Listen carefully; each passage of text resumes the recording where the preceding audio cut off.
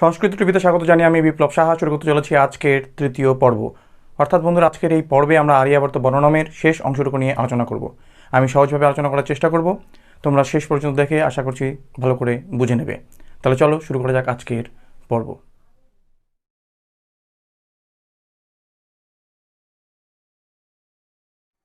তাহলে আর্যাবর্ত বর্ণনামের প্রথম দুটি পর্বে আমরা দেখলাম যে ত্রিবিক্রম ভট্ট কিন্তু আর্যাবর্তের বর্ণনা করছেন। এইভাবে আর্যাবর্তের বর্ণনা করতে করতে তিনি শেষে এসে স্বর্গের সঙ্গে আর্যাবর্তের তুলনা করছেন এবং স্বর্গের সঙ্গে আর্যাবর্তের তুলনা করে আর্যাবর্তের শ্রেষ্ঠত্ব কিন্তু তিনি প্রতিপাদন করছেন এই আর্যাবর্ত বর্ণনামে। অর্থাৎ স্বর্গ থেকে আর্যাবর্ত নামক এই বিস্তীর্ণ অঞ্চলটি যে কতটা সমৃদ্ধ, অর্থাৎ স্বর্গের থেকেও যে কতটা সমৃদ্ধ, সেটা তিনি কিন্তু আজকের আলোচনাতে যে যতটুকু আমরা পড়ব সেখানে স্বর্গ এবং আর্যাবর্তের তুলনা কিন্তু আমরা পাব। এবং আর্যাবর্তই যে শ্রেষ্ঠ সেটা কিন্তু স্বর্গের থেকেও যে আর্যাবর্ত শ্রেষ্ঠ ত্রিবিক্রম ভট্টের বর্ণনা অনুসারে সেটা কিন্তু আমরা এখানে দেখতে পাবো। তাহলে দেখো, বলল যত্র সৌরাজ্য রঞ্জিত মানসঃ সকল সমৃদ্ধি বর্ধিত মহোৎসব পরম্পরা আরম্ভ নির্ভরাः সততম অকুলিনম কুলিনাः প্রাপ্ত বিমানম অপ্রাপ্ত বিমানভঙ্গাः কতিপয় বসু বিরাজিতম অনেক বসবঃ সমুপহসন্তি স্বর্গবাসিনম জনাः। তোমরা, আমি যেমনটা আগে বলেছিলাম, যে আগের পর্বগুলোতে যেমনটা বলেছিলাম, যে দীর্ঘ সমস্ত পথ বা সমাসবদ্ধ পথ যেগুলো দেখে তোমাদের ভয় তৈরি হয় এবং অর্থ উদ্ধার করতে গিয়ে একটু কঠিন, তোমরা কঠিন অনুভব করো, কঠিনতা অনুভব করো, অর্থাৎ অর্থটা একটু কঠিন তোমাদের মনে হয়, কিন্তু তোমরা সবসময় কিন্তু এইভাবে ভাগ করে নিয়ে তোমরা পড়বে। অর্থাৎ দীর্ঘ সমস্ত পথ বা সমাসবদ্ধ যে পথটি রয়েছে সেই সমাসবদ্ধ পথটিকে এইভাবে, যেভাবে তোমরা বোর্ডে দেখতে পাচ্ছ, এইভাবে ভাগ করে নিয়ে পড়বে। দেখবে পড়াটা অনেক সহজ হবে, তোমাদের বুঝতে অনেক সহজ হবে। আর যেখানে সন্ধি রয়েছে সেখানে অবশ্যই সন্ধি বিচ্ছেদ করাটাও কিন্তু জানবে। সন্ধি বিচ্ছেদ করে পড়লে, এইভাবে সমস্ত পথ বা দীর্ঘ পথগুলোকে ভাগ করে নিলে, তাহলে কিন্তু অনেক বিষয় কিন্তু আমাদের সহজ হয়ে উঠবে। তাই অবশ্যই এইভাবে পড়বে, সন্ধি বিচ্ছেদ করবে, যেখানে যেখানে সন্ধি রয়েছে সন্ধি বিচ্ছেদ করে পড়ার চেষ্টা করবে এবং সেই সঙ্গে দীর্ঘ সমাসবদ্ধ পথগুলোকে এইভাবে ভাগ করে নিয়ে পড়বে। তো যাই হোক, এখানে কি বললো, যত্র সৌরাজ্য রঞ্জিত মানসঃ। দেখো, স্বর্গের সঙ্গে কিন্তু এখানে আমরা আর্যাবর্তের তুলনা পাবো। এবার এখানে কিন্তু আমরা যেমনটা জেনেছি গত দুটি পর্বে, যে কবি ত্রিবিক্রম ভট্ট কিন্তু এই আর্যাবর্ত বর্ণনাম করতে গিয়ে, অর্থাৎ আর্যাবর্তের বর্ণনা করতে গিয়ে কিন্তু তিনি ভগ্ন/অলঙ্কার অলঙ্কার ব্যবহার করেছেন। অর্থাৎ একই অর্থ থেকে ভেঙে কোনো সময় আমরা দুটো অর্থ পাবো, অথবা আমরা একই শব্দ থেকে আমরা দুটো অর্থ কিন্তু পাবো। তো সেটা কিন্তু এখানে আমরা দেখতে পাবো। তাহলে কি বললো, যত্র সৌরাজ্য রঞ্জিত মানসঃ সকল সমৃদ্ধি বর্ধিত মহোৎসব পরম্পরা আরম্ভ নির্ভরাः। তোমরা যখন সমস্ত পথ দেখছো, যখন বইয়ের মধ্যে তোমরা সমাসবদ্ধ পথটা দেখছো, তখন কিন্তু অনেক কঠিন মনে হচ্ছে, কিন্তু দেখো যখন এই সকল সমৃদ্ধি বর্ধিত মহোৎসব পরম্পরা আরম্ভ নির্ভরাः এইভাবে যখন আমরা ভাগ করে নিচ্ছি, তখন কিন্তু প্রায় বেশিরভাগ শব্দই কিন্তু তোমাদের পরিচিত শব্দ। সকল সমৃদ্ধি বর্ধিত মহোৎসব পরম্পরা আরম্ভ নির্ভর, এগুলো প্রত্যেকটা শব্দ কিন্তু আশা করি যে তোমরা পরিচিত, যেহেতু আমরা বাংলাতে কিন্তু এই শব্দগুলো ব্যবহার করে থাকি। এই কারণেই এভাবে ভাগ করবে, দেখবে ভাগ যখনই করবে তখন অনেক শব্দের সঙ্গে তোমাদের পরিচয় কিন্তু আগের থেকেই কিন্তু রয়েছে। তো যাই হোক, তাহলে এখানে দেখো কি বলেছে, যে যত্র মানে কোথায়, যেখানে কোথায়, আর্যাবর্ত নামক বিস্তীর্ণ অঞ্চলটিতে, আর্যাবর্ত নামক বিস্তীর্ণ অঞ্চলটির মানুষেরা জনাহা। দেখো এখান থেকে আমরা কিন্তু শেষের এই শব্দগুলো কিন্তু বারবার রিপিট হবে। তাহলে দেখো, যত্র যেখানকার মানুষেরা, জনাহা যত্র, অর্থাৎ আর্যাবর্ত নামক দেশটির মানুষেরা কীরকম, সৌরাজ্য রঞ্জিত মানসঃ, অর্থাৎ সুশাসনের ফলে, সৌরাজ্য এ কথাটি মানে হচ্ছে সুশাসন, অর্থাৎ এখানকার রাজারা প্রজাবৎসল হয়ে থাকেন। প্রজাবৎসল অর্থাৎ তারা প্রজাদের দুঃখ কষ্ট নিবারণ করেন, সবসময় প্রজারা কীভাবে ভালো থাকে সেই চিন্তায় তারা কিন্তু তাদের কর্মপদ্ধতি বা তারা সেভাবেই কর্ম করে যান, রাজারা প্রজাবৎসল হন। সুতরাং সুশাসন রয়েছে, এই জন্য বলছে সুশাসনের ফলে রঞ্জিত হয়েছে মন, অর্থাৎ তৃপ্ত হয়েছে মন কাদের, এখানকার মানুষদের। তাই বলা হলো সৌরাজ্য রঞ্জিত মানসঃ জনাহা। এই জনাহা এটার বিশেষণ কিন্তু সৌরাজ্য রঞ্জিত মানসঃ। তাহলে সুশাসনের ফলে তৃপ্ত হয়েছে মন, এখানকার মানুষেরা তৃপ্ত। তারপর এখানকার মানুষেরা আরও কি, সকল সমৃদ্ধি বর্ধিত মহোৎসব পরম্পরা আরম্ভ নির্ভরাः জনাহা, অর্থাৎ সকল সমৃদ্ধিতে বর্ধিত হয়েছেন এখানকার জনাহা, অর্থাৎ এখানকার মানুষেরা। ঠিক আছে, সকল সমৃদ্ধিতে বর্ধিত হয়েছে। তারপরে মহোৎসব পরম্পরা আরম্ভ নির্ভরাः জনাহা, অর্থাৎ এখানকার যেমন সকল সমৃদ্ধিতে বর্ধিত, সকল রকম সমৃদ্ধি এখানে পাওয়া যায় আর্যাবর্ত নামক অঞ্চলটিতে, বিস্তীর্ণ অঞ্চলটিতে সকল রকম সমৃদ্ধি পাওয়া যায়। পৃথিবীর সব রকম সুখ কিন্তু এই আর্যাবর্ত নামক অঞ্চলটিতে দেখতে পাওয়া যায় বা পাওয়া যায়। সুলভ অর্থাৎ পাওয়া যায়, সহজেই পাওয়া যায় সকল রকম সমৃদ্ধি। তাই সকল রকম সমৃদ্ধিতে বর্ধিত হয়েছে এখানকার মানুষেরা। অতএব সকল সমৃদ্ধি বর্ধিত জনাহা। তারপরে কি মহোৎসব পরম্পরা আরম্ভ নির্মাণাহা। আরম্ভ কথাটি অর্থ কাজ, কর্ম। এখানকার মানুষেরা মহোৎসব, উৎসবের পরম্পরাগত বা প্রথাগত কর্মের ওপর নির্ভরশীল। অর্থাৎ প্রথাগত কর্ম, যেভাবে পরম্পরাগত কর্ম, সেই কর্ম বা কাজে তারা নির্ভরশীল। অর্থাৎ সেখানকার মানুষেরা প্রথাগত কর্মে বিশ্বাসী, তারা প্রথাগত কর্মে নির্ভরশীল এখানকার মানুষেরা। তাহলে এই জনাহা, এই আর্যাবর্তের যে মানুষের কথা বলা হয়েছে, জনাহা বহুবচনে রয়েছে। তোমরা নরশব্দের মতন জনশব্দটি, নরশব্দের প্রথমা বিভক্তির বহুবচনে নরাহা রয়েছে, প্রথমা বিভক্তির বহুবচনে নরাহা, জনাহা। তাহলে এখানকার মানুষেরা কীরকম? সৌরাজ্য রঞ্জিত মনসহ। এখানকার মানুষেরা কীরকম? সকল সমৃদ্ধি বর্ধিত, মহোৎসব পরম্পরা আরম্ভ নির্মরাহা, জনাহা। বুঝলাম? এবার এই ধরনের মানুষেরা কি করে?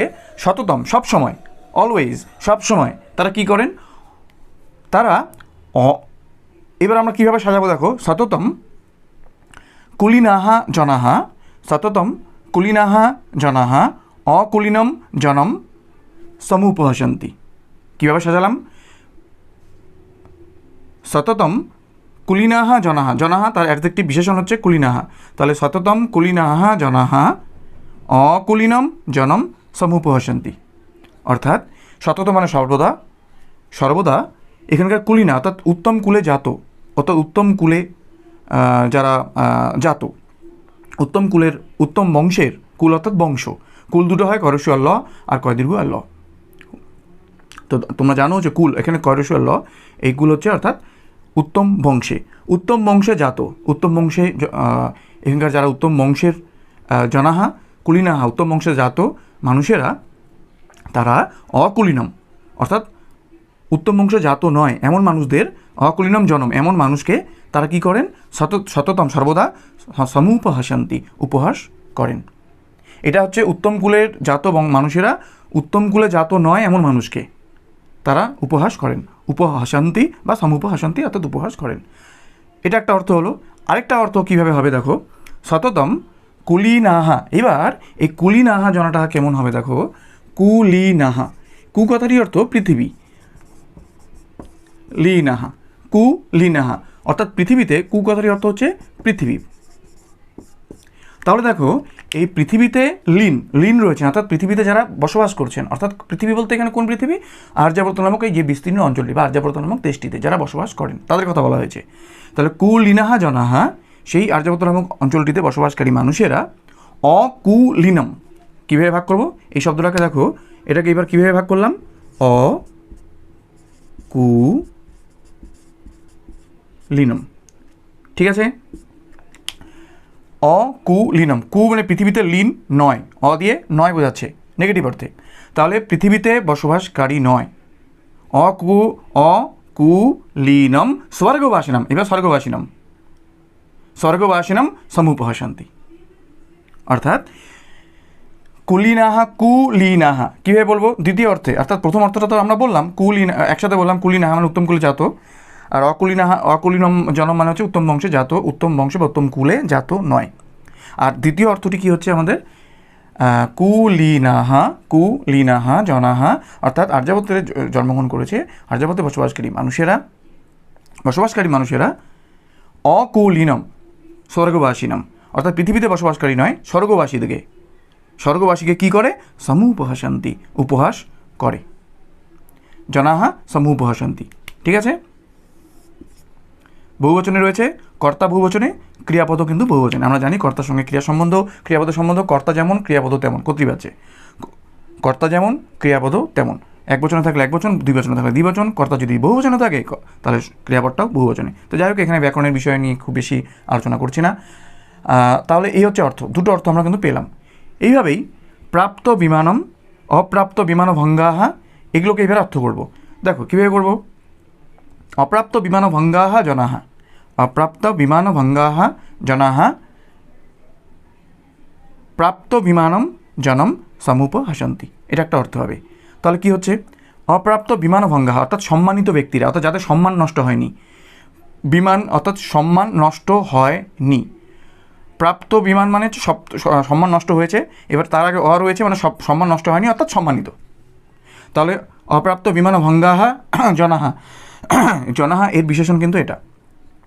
তাহলে সম্মানিত জনাহা মানে মানুষেরা, অর্থাৎ আর্যাবর্তের এই সম্মানিত মানুষেরা তারা কি করেন, প্রাপ্ত বিমানম অর্থাৎ প্রাপ্ত অসম্মান, অর্থাৎ যারা অসম্মান প্রাপ্ত করেছে, অর্থাৎ অসম্মানিত ব্যক্তি, প্রাপ্ত বিমানম জনম, অসম্মানিত মানুষকে কি করেন, সমুপহাসন্তি উপহাস করেন। এই একটা অর্থ গেল। এবং দ্বিতীয় অর্থটি কী হবে, দ্বিতীয় অর্থটি দেখো কী হবে, স্বর্গবাসী নামের ক্ষেত্রে হবে। দ্বিতীয় অর্থটি আমরা কীভাবে করব, দ্বিতীয় অর্থটি আমরা এইভাবে করব, অপ্রাপ্ত বিমানভঙ্গাহা জনাহা প্রাপ্ত বিমানম স্বর্গবাসিনম সমুপহাসন্তি। অর্থাৎ কীভাবে হচ্ছে দেখো, অপ্রাপ্ত বিমানভঙ্গা এই ক্ষেত্রে কী হচ্ছে, যে বিমান পায়নি, দেবরথ যাদের বিমান নেই, এক জায়গা থেকে এক জায়গায় আরেক জায়গায় উড়ে যাওয়ার বিমান নেই, দেবরথ নেই, অপ্রাপ্ত হয়েছে, অর্থাৎ নেই কাদের, এই আর্যাবর্ত নামক মানুষের, যারা বসবাসকারী এখানকার মানুষেরা, তারা অপ্রাপ্ত অর্থাৎ বিমান নেই, ঠিক আছে, বিমান উড়ে যাওয়ার বাহন যান অর্থাৎ দেবরথ, সেই অপ্রাপ্ত বিমান ভঙ্গাহা জনাহান প্রাপ্ত বিমানম স্বর্গবাসিনম, অর্থাৎ যারা বিমান প্রাপ্ত করেছে, বিমান যান অর্থাৎ ভৌমযান অর্থাৎ দেবরথ, যারা দেবরথ পেয়েছেন সেই স্বর্গবাসীকে সমুপহাসন্তি উপহাস করেন।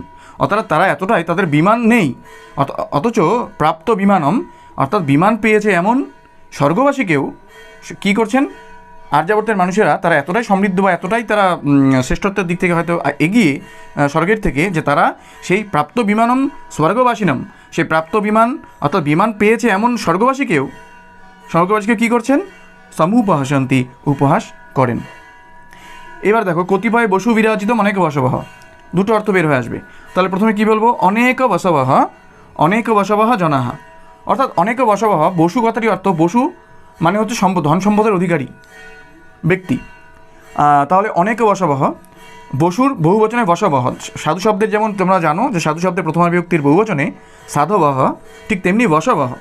তাহলে অনেক বসবহ মানে অনেক বসু, অনেক সম্পদ, অনেক ধন সম্পদশালী ব্যক্তিরা, অনেক বসবহ জনাহা অনেক ধন সম্পদশালী ব্যক্তিরা, জনাহা মানুষেরা কি করেন, কতিপয় বসু বিরাজিতম জনম সমুপহাসন্তি, কতিপয় মানে অল্প, বসু মানে ধন সম্পদ, বিরাজিত অর্থাৎ অল্প ধন সম্পদের অধিকারী মানুষটিকে সমুপহাসন্তি উপহাস করেন।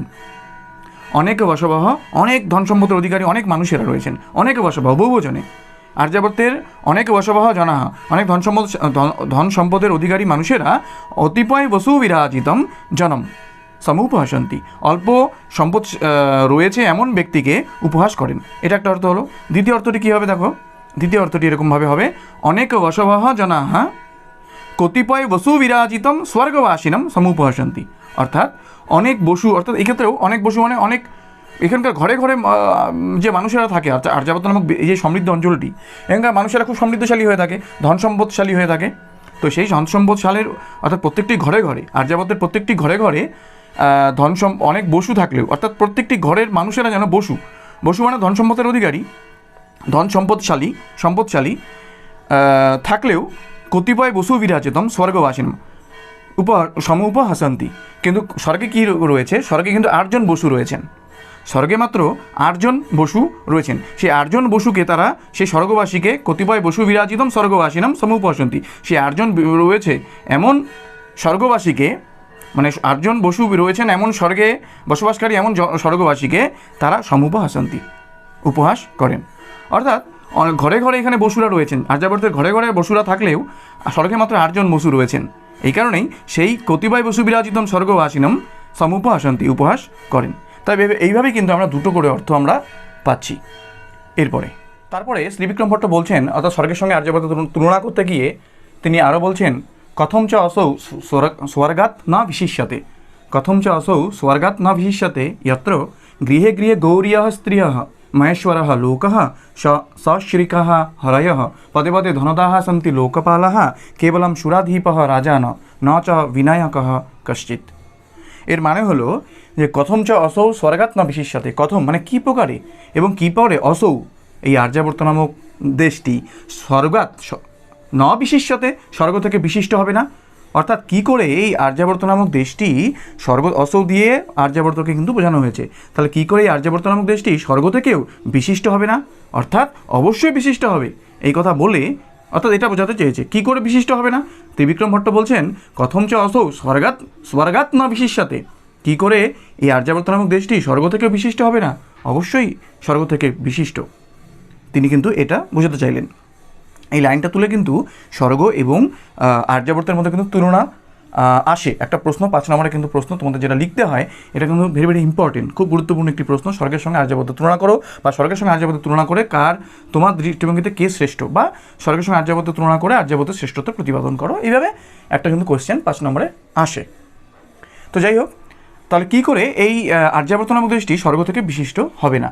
যত্র, যেখানে, যত্র মানে যেখানে, অর্থাৎ আর্যাবর্ত নামক দেশটিতে গৃহে গৃহে, গৃহে গৃহে মানে প্রতিটি গৃহে গৃহে গৌরীয় স্ত্রীয়, গৌরীয় স্ত্রী মানে গৌরবর্ণে, অর্থাৎ সুন্দর সুন্দর স্ত্রীরা রয়েছেন, সুন্দর সুন্দর স্ত্রীরা রয়েছেন, বা শুদ্ধ স্বভাবের স্ত্রীরা রয়েছেন। অর্থাৎ এখানকার ঘরে ঘরে সুন্দর সুন্দর স্ত্রীরা রয়েছেন, বা শুদ্ধ স্বভাবের স্ত্রীরা রয়েছেন, কিন্তু স্বর্গে একজন মাত্র গৌরী রয়েছেন, উমা বা পার্বতী রয়েছেন। ঠিক আছে না? গৌরী বা পার্বতী বা উমা, যাই বলি না কেন, তিনি স্বর্গে একজন রয়েছেন, কিন্তু এখানকার ঘরে ঘরে, এই আর্যাবর্ত নামক দেশটির ঘরে ঘরে কিন্তু গৌরিয়া স্ত্রী, অর্থাৎ গৌরীরা রয়েছেন। গৌরী অর্থাৎ শুদ্ধ স্বভাবের বা সুন্দর সুন্দর নারীরা কিন্তু এখানে, স্ত্রীরা কিন্তু রয়েছেন। মহেশ্বরহা লোকহা, এখানকার লোকজনগুলো খুব সমৃদ্ধশালী হয়। মহেশ্বর হয়, এখানে মহেশ্বর মানে সমৃদ্ধশালী, এটা বোঝানো হয়েছে।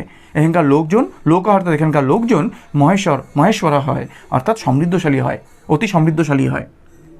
আর স্বর্গের ক্ষেত্রে ত্রিবিক্রম ভট্ট এটা বোঝাতে চাইছেন যে স্বর্গে তো মহেশ্বর একজন, অর্থাৎ মহেশ্বর দেবাদিদেব শিব, তিনি তো শিব একজন, কিন্তু এখানকার মহেশ্বর লোক, এখানকার লোকজন, অর্থাৎ এখানকার লোকজন সমৃদ্ধশালী হন। সেখানে একজন শিব থাকলেও এখানকার আর্যাবর্তে যেন প্রত্যেকটি লোক সমৃদ্ধশালী হন, তিনি এই কথাটার দ্বারা, মহেশ্বর লোক, এই বাক্যটার দ্বারা কিন্তু তিনি এটা বোঝালেন। সশ্রীকাহ হরয়হ, হরয়হ হরি, এখানে হরি কথাটি মানে কিন্তু, হরি মানে হচ্ছে ঘোড়া, অশ্ব। তোমাদের কিন্তু হরি শব্দের মানে কি আসে কিন্তু প্রতিটা পদের অর্থ ধরে, বা মানে তোমাদের সন্ধি বিচ্ছেদ আসতে পারে, তোমাদের শব্দের অর্থ দিতে পারে, তোমরা কিন্তু ভালো করে পুঙ্খানুপুঙ্খ কিন্তু পড়ার চেষ্টা করবে। তো যাই হোক, সশ্রীকাহা হরয়হা, অর্থাৎ সুন্দর, সশ্রীকাহা মানে শ্রী মানে সুন্দর, স মানে সুন্দরের সহিত, অর্থাৎ সুন্দর সুন্দর, হরয়হা মানে অশ্বাহা, অর্থাৎ সুন্দর সুন্দর ঘোড়া এখানে দেখতে পাওয়া যায়। কোথায়? আর্যাবর্ত নামক দেশটিতে প্রচুর ঘোড়া, বহুবচনে রয়েছে কিন্তু, সশ্রীকাহা হরয়হা বহুবচনে। কিন্তু স্বর্গে কি দেখা যায়? যে লক্ষ্মীর সঙ্গে একজন মাত্র হরিকে দেখতে পাওয়া যায়, হরি বা বিষ্ণু বা শ্রীনারায়ণ। তা স্বর্গে একজন লক্ষ্মীর সঙ্গে একজন মাত্র হরিকে দেখতে পাওয়া গেলেও এখানকার কিন্তু সশ্রীকাহা হরয়হ, এখানে কিন্তু প্রচুর সুন্দর সুন্দর ঘোড়া দেখতে পাওয়া যায়। অর্থাৎ স্বর্গের ক্ষেত্রে হরি দিয়ে শ্রীহরি বা শ্রীনারায়ণ বা বিষ্ণুকে বোঝানো হয়েছে, আর এখানে হরি মানে, অর্থাৎ আর্যাবর্তের ক্ষেত্রে হরি মানে কী? ঘোড়া। এবং সেই ঘোড়াগুলো কীরকম? সশ্রীক, অর্থাৎ হচ্ছে সুন্দর, বহুবচনে সশ্রীকাহা হরয়হা, সুন্দর সুন্দর ঘোড়া রয়েছে। পদে পদে পদে ধনদাহা সন্তি লোকপালাহা, অর্থাৎ এখানে আর্যাবর্ত নামক, এই আর্যাবর্ত নামক প্রথমে বলে নিয়েছে যত্র, অর্থাৎ যেখানে, অর্থাৎ আর্যাবর্ত নামক দেশটিতে, পদে পদে অর্থাৎ প্রতিটা স্থানে স্থানে, পদে পদে অর্থাৎ স্থানে স্থানে, ধনদাহা ধনদানকারী, লোকপালাহা সন্তি লোকপালেরা রয়েছে। ধনদাহা সন্তি লোকপালাহা, অর্থাৎ প্রথমে ক্রিয়াপদ রয়েছে, তারপরে কিন্তু কর্তা রয়েছে।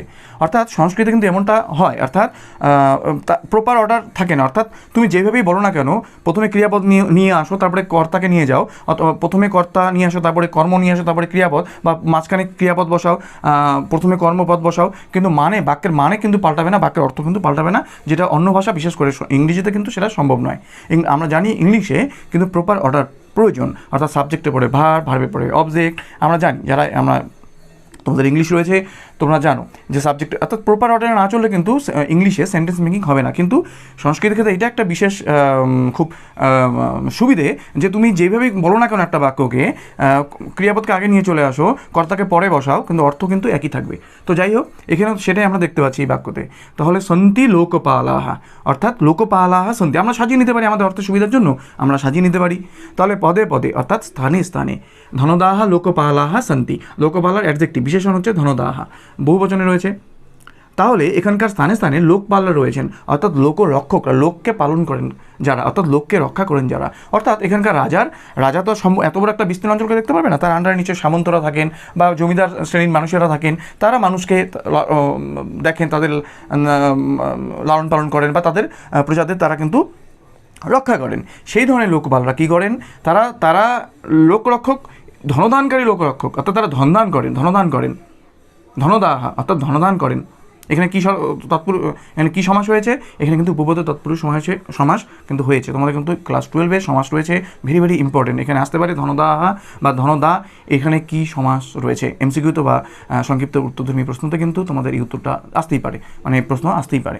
তো যাই হোক, এইভাবে কিন্তু আসে যে সন্ধি বিচ্ছেদ করো বা কী সমাস রয়েছে এই ধরনের। তো যাই হোক,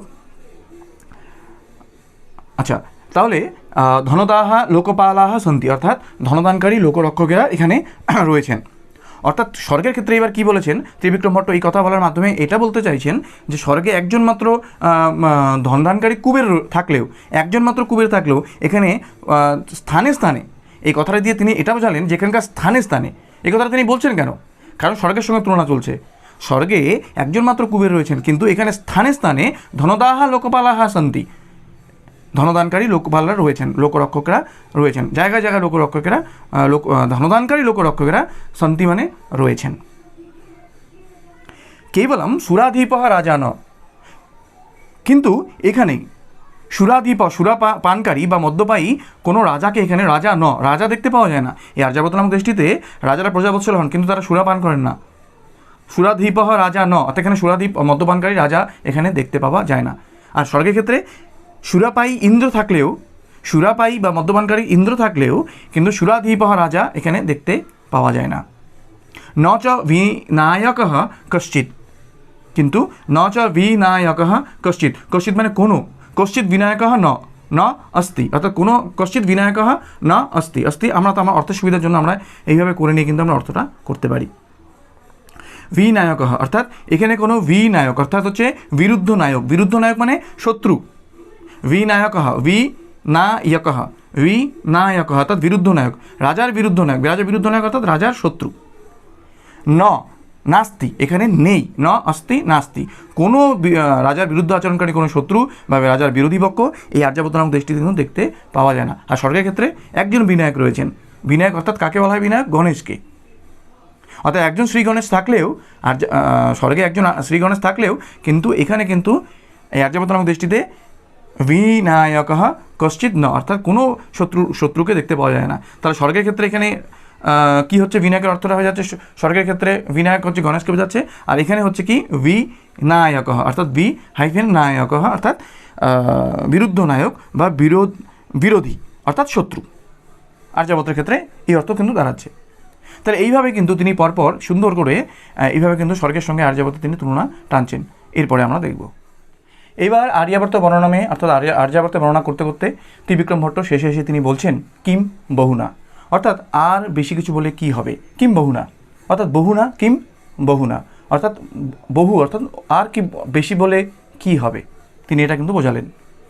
বললে তিনি একটা সবার শেষে তোমাদের যে টেক্সটটা রয়েছে আর্যাবর্ত বর্ণনাম, সবার শেষে কিন্তু একটা শ্লোক দেখতে পাচ্ছ। এবার এই শ্লোক সবসময় কিন্তু শ্লোকে সন্ধি রাখতেই হয়, কিন্তু আমি তোমাদের বোঝার সুবিধার জন্য কিন্তু এখানে যেখানে যেখানে সন্ধি ছিল সেখানে সন্ধি বিচ্ছেদ করে দিয়েছি, বিচ্ছেদ করে কিন্তু শ্লোকটা এইভাবে লিখেছি। তোমরা যেমন সন্ধি শিখেছিলে তখন তোমরা কিন্তু যেমনটা জানো, সন্ধি শিখতে গিয়ে তোমরা ক্লাস 11-এ কিন্তু শিখেছিলে যে 5টি ক্ষেত্রে সন্ধি করতেই হয়। সে 5টি ক্ষেত্র কোন কোন ক্ষেত্র? এক পদে, ধাতু এবং উপসর্গের মধ্যে, ধাতু আর সূত্রে, সমাসে এবং শ্লোকে সন্ধি এই 5টা জায়গায় করতে হবে। আর বাক্যে যদি তুমি সন্ধি করা বা না করা সেটা বক্তার ইচ্ছাধীন, বাক্যে সন্ধির প্রসঙ্গ এলে আমি সন্ধি করতেও পারি আবার নাও করতে পারি। তো যাই হোক, শ্লোকে কিন্তু সন্ধি রাখতেই হয়। তো যাই হোক, তোমাদের বোঝার সুবিধার জন্য আমি সন্ধি বিচ্ছেদ করে নিয়েছি, তোমরাও কিন্তু পড়ার সময় সন্ধি বিচ্ছেদ করে পড়বে। কিন্তু যদি উত্তর লেখার সময় যদি তোমাদের শ্লোকটা উল্লেখ করার প্রয়োজন হয় তাহলে অবশ্যই সন্ধি যুক্ত করেই লিখবে, সন্ধি বিচ্ছেদ করে নয় সেই ক্ষেত্রে। কিন্তু পড়ার সময় তোমাদের বোঝার সুবিধার জন্য তোমরা অবশ্যই সন্ধি বিচ্ছেদ করে পড়বে। তো যাই হোক, দেশঃ পুণ্যতম উদ্দেশঃ কস্য असौ न প্রিয়ঃ ভবেৎ যুক্তঃ অনুক্রশ সম্পন্নৈঃ ইয়ঃ, এটা বিসর্গ, ইয়ঃ জনৈঃ ইব যোজনৈঃ, অর্থাৎ এখানে এই শ্লোকটি দিয়ে কি বললেন, শেষে এসে ত্রিবিক্রম ভট্ট বলছেন যে এই দেশটি দেশহ মানে এই আর্যাবর্ত নামক দেশটি যুক্ত কি দিয়ে যুক্ত রয়েছে, পুণ্যতম উদ্দেশহ, পুণ্যতম পবিত্রতম উদ্দেশহ, উদ্দেশহ মানে উচ্চভূমি, কোন উচ্চভূমি, হিমালয় পর্বতমালাকে বোঝানো হয়েছে। তো তাহলে অর্থাৎ এই আর্যাবর্ত নামক দেশটি, এই আর্যাবর্ত নামক বিস্তীর্ণ অঞ্চলটির, তোমাদের প্রথম পর্বে কিন্তু তোমরা ম্যাপ দেখেছিলে, তোমরা স্ক্রিনে আবার দেখো ম্যাপটি, এই যে আর্যাবর্ত নামক অঞ্চলটি রয়েছে তার উত্তর দিকে কী রয়েছে, এই অঞ্চলটি কিন্তু হিমালয় পর্বতমালা। তাহলে উচ্চভূমিটি রয়েছে, উচ্চভূমিটি কি, হিমালয় পর্বতমালা, পবিত্রতম, এই জন্য পুণ্যতম, কবি বলেছেন পুণ্যতম উদ্দেশহ, উদ্দেশহ অর্থাৎ উপরের দিকে, অর্থাৎ উদ্দেশ্য উপরের দিকে, উচ্চভূমি, উচ্চভূমি অর্থাৎ হিমালয় পর্বতমালা। তাহলে হিমালয় পর্বতমালা, পবিত্রতম হিমালয় পর্বতমালা যুক্ত হলো এই দেশটি। কস্য আসৌ না প্রিয় ভাবে, তাহলে এরকম দেশ কার না প্রিয় হবে, কবি বলছেন কস্য, শেষে এসে তিনি বলছেন কস্য আসৌ, এত কিছু বর্ণনা দেওয়ার পরে শেষে এসে তিনি বলছেন যার এরকম একটি আর্যাবর্ত নামক এরকম একটি অঞ্চলের, এরকম একটি দেশের যার উত্তরে পবিত্রতম হিমালয় পর্বতমালা বিরাজ করছে, সেরকম একটি দেশ কস্য কার, আসৌ এই আর্যাবর্ত নামক দেশটি ন প্রিয় হবে, প্রিয় হবে না, অর্থাৎ সবারই তো প্রিয় হবে। তারপর কি বলছেন, এই দেশটি আরও কী দিয়ে যুক্ত, এই দেশটি অনুক্রোশ সম্পন্নই, অনুক্রোশ মানে দয়ালু, দয়ালু ব্যক্তিরা, দয়া সম্পন্ন বা দয়ালু ব্যক্তিরা রয়েছেন, অর্থাৎ দয়ালু ব্যক্তিদের সমাবেশ সেখানে দেখতে পাওয়া যায়। এই দয়ালু ব্যক্তিরা রয়েছেন এমন একটি দেশ, অর্থাৎ দয়ালু ব্যক্তিরা রয়েছেন এমন একটি দেশ। তাহলে কস্য আসৌ না প্রিয় হবে, কার না প্রিয় হবে, তো সবারই তো প্রিয় হবে এরকম একটি দেশ যেই দেশে দয়ালু ব্যক্তিরা বিরাজ করেন। আবার বলছেন ইহা দেশহ, যেই দেশটি, আচ্ছা অনুক্রোশ সম্পন্ন জনৈহি যুক্ত দেশহ, আমাদের অর্থ করবো অনুক্রোশ সম্পন্নৈহি জনৈহি যুক্ত দেশহ, অর্থাৎ দয়ালু মানুষদের দ্বারা যুক্ত যেই দেশ, সেই দেশ কস্য আসৌ না প্রিয় হবে, কার না প্রিয় হবে, সকলেরই তো প্রিয় হবে। এবার আরেকটু কী বলেছে তৃতীয়, এবার তারপরে বলছে যোজনৈহি যুক্ত দেশহ, যোজন মানে হচ্ছে দূরত্বের একক, আমরা যেমন এখন দূরত্বের একক কিলোমিটার, মিটার এগুলো ব্যবহার করি, ঠিক তেমনি প্রাচীন সময়ে এগুলো কিন্তু তোমরা জানো যে যোজন বলা হতো, অর্থাৎ দূরত্বের একক বোঝাতে এগুলো বলা হতো। যোজনৈহি বহুবচনে, তৃতীয় ব্যক্তির বহুবচন, অর্থাৎ অনেক দূর পর্যন্ত বিস্তৃত, এই কথাটির দ্বারা বলছে অনেক যোজন দূর পর্যন্ত বিস্তৃত। কোনটি, এই আর্যাবর্ত নামক দেশটি, অর্থাৎ একটা বৃহৎ অঞ্চল।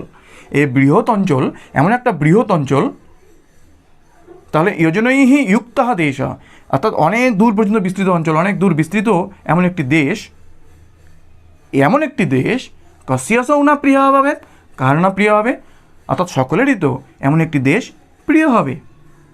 তিনি এই শ্লোকটির দ্বারা কিন্তু বলছেন। তাহলে পুণ্যতম উদ্দেশহ যুক্ত দেশহ, ঠিক আছে।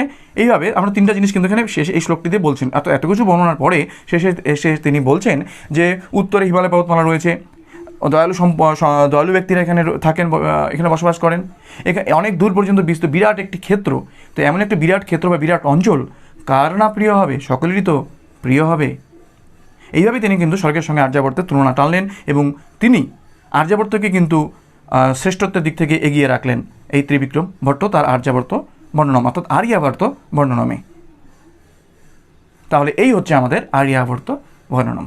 তাহলে বন্ধুরা আজকের এই শেষ পর্বে আমরা আর্যাবর্ত বর্ণনম নিয়ে শেষ অংশটুকু নিয়ে আলোচনা করলাম। আমি সহজভাবে বোঝানোর চেষ্টা করেছি, তবু তোমরা যদি না বুঝে থাকো বা কোনোরকম কোনো প্রশ্ন থাকে তোমরা অবশ্যই কমেন্ট বক্সে জানতে চাইবে, আর বুঝলেও তোমরা অবশ্যই জানাবে, আর না বুঝলেও তোমরা সেটা জানাবে।